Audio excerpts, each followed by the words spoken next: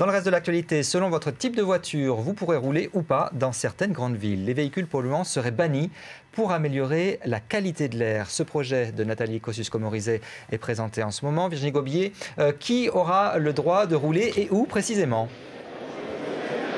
Alors écoutez, il s'agit d'abord d'un dispositif expérimental, un dispositif qui existe dans 180 villes européennes et que le gouvernement veut implanter en France. 8 grandes villes françaises se sont portées candidates, Paris, Lyon, Grenoble, Bordeaux, Nice, Aix-en-Provence, Clermont-Ferrand ou encore Saint-Denis en banlieue parisienne. Ces 8 agglomérations vont donc instaurer d'ici l'été 2012 des restrictions de circulation dans leur centre-ville. Alors chacune d'entre elles sera libre de déterminer quel type de véhicule elle souhaite interdire dans les rues de son centre-ville.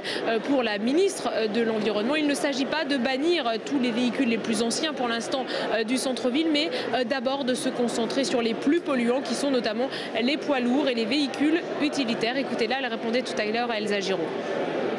L'idée, c'est bien d'avoir une limitation et à terme une interdiction des véhicules les plus polluants dans le centre-ville.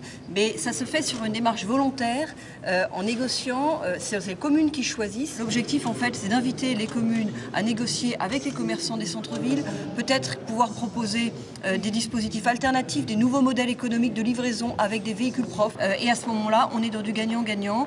On est dans du gagnant pour la santé, pour l'environnement, pour la reconquête du centre-ville. Et on crée de l'emploi parce qu'il y a des nouveaux modèles économiques derrière.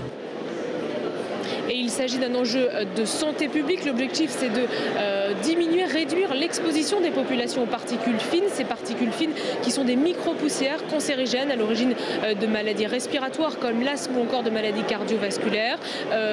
Avec ce type de dispositif, des villes comme Berlin ou Stockholm ont réussi à diminuer de 25 ou 40% le taux de pollution dans leur centre-ville.